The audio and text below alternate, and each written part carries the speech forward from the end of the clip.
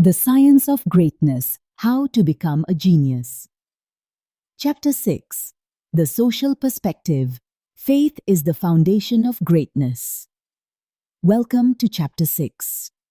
After we cleaned the inside in the previous chapter, now it's time to put on a new pair of glasses to look at the outside world. This chapter will totally change the way you judge people and events. Stay with me, because the way you see the world directly shapes your inner power. Without faith, it is impossible to please God. Hebrews 11:6. And without faith, you cannot become great. The distinguishing mark of all great men and women is a firm, unshakable faith. We see it in Lincoln during the darkest days of war, in Washington at Valley Forge, in David Livingstone, the Sikh missionary, cutting his way through Africa's jungles with a fiery spirit battling the vile slave trade. We see it in Luther, in Francis Willard, and in every person whose name is written among the great of history. Notice, none of these great figures relied solely on their personal strength. They all had faith in something higher than themselves, in a universal principle, a cosmic justice that would eventually win. Faith is not faith in oneself or personal abilities. It is faith in a principle, in the great God who sustains truth and can be relied on to grant victory at the right time. Without this faith, no one can rise to true greatness. Translators note, exactly like the Quranic verse, "And whoever relies upon God, then he is sufficient for him." At-Talaq 3. Faith in the principle is true reliance. The world is in constant development. Whether this faith exists or not depends on your perspective of the world. You must learn to see the world as something developing, not as a finished, completed work. Without this faith, you will not get anywhere. For millions of years, God worked through primitive and imperfect forms of life, yet each was complete for its kind. Then higher creatures appeared one after another, each age complete in itself and preparing the way for the next. The essential point, what we call lower forms, were complete in their time, just as higher forms are complete now. The world of the Eocene era was complete for its age. And so it is today. The world is complete, but not finished. Like a young child, he is a complete human for his age, but he has not yet matured. We don't say the child is wrong or faulty, he is just at a developmental stage. This should be your perspective. Your perspective must be, the world and everything in it is complete, though not finished. Everything is all right in the world. This is the great truth. Nothing is wrong with anything, and nothing is wrong with anyone. This sentence may trigger you. You might instantly think, how can everything be all right? What about wars, injustice, exploitation? Don't rush. Keep reading and understand the viewpoint the author is speaking from. Nature is complete but not finished. Look at nature through this lens. Nature is a progressive force working for the good of all.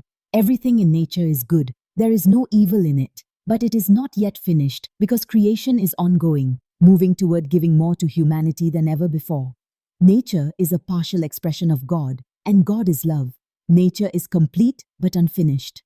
Translators note, this aligns with the verse, who perfected everything he created. As-Sajda 7. Society and industry are developing. The same applies to human society and governments, financial blocks, strikes, monopolies, and conflicts. All of these are part of the forward movement. They are as necessary as the reptiles of the Jurassic era were before higher life emerged. Those creatures were complete for their time, and likewise, today's industrialists are complete for their stage of development. Therefore, everything is very good. Seeing society, government, and industry as complete now and on their way to fuller completion removes fear, worry, and complaint. This doesn't mean you must accept injustice. It means look at the bigger picture. Don't trap yourself in the mindset of, the world is ruined and hopeless. People's objections. Some may think this sounds crazy. They'll say, aren't child labor and the exploitation of women in filthy factories evil? Aren't bars and corruption evils? Are we supposed to accept them and call them good? This is the sensitive part.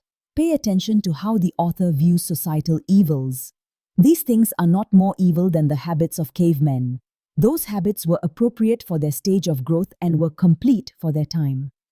Our current industrial practices are complete for an early phase of industrial development. Raising the perspective, nothing better can appear until society rises above the stage of industrial savagery. This cannot happen unless individuals and then groups rise to a higher perspective. The remedy is not only with capitalists or rulers, it is also with the workers themselves. When they desire a purer and higher life, they will get it. But as long as most desire only bodily pleasures, industry will remain at a primitive level. When they rise to a higher mental and spiritual level, industry will rise with them. Translator's note: this is the same divine rule. God does not change the condition of a people until they change what is in themselves. Arad 11. Social vices. Bars and dens of vice. If most people want them, then it is right for them to exist. But when the majority desires a world without these contradictions, they will create it. Simply, society is a mirror that reflects the consciousness of the people. As you are, so will your rulers be. Society is a projection of people's thoughts. As long as their thinking is animalistic, society will show animalistic features. When their thinking rises, society rises. Optimism or pessimism. This does not prevent you from working for better conditions, but work while seeing society as unfinished, not corrupt. Seeing civilization as something good that is developing is better than seeing it as something rotten falling apart. The first gives you an expanding mind. The second gives you a shrinking one. The first helps you grow and work for eternity. The second makes you a despairing reformer trying to patch up a world he believes is dead. Take this as a rule. The pessimist tries to patch a dead world. The conscious optimist helps create a new one. Which one do you want to be? The decision, your social perspective, makes an enormous difference. Say within yourself, everything is all right in the world. Nothing can be wrong except my personal attitude, and I will set it right. I will view all social, political, and industrial conditions from the highest viewpoint. Everything is complete, though unfinished. All is the work of God. It is very good. If these ideas shook your beliefs a bit, write in the comments, I'm ready to change my perspective of the world. And don't forget to smash the like button and subscribe if you want the next chapters in the same style. Chapter Summary. Quick recap. Faith in a divine principle that upholds truth is a condition for greatness. The world is complete for its current stage, like a child, but not finished, not matured. Nothing in nature or society is wrong. Everything is part of an evolving process. Social evils reflect a primitive stage of human consciousness and will fade as collective thought rises.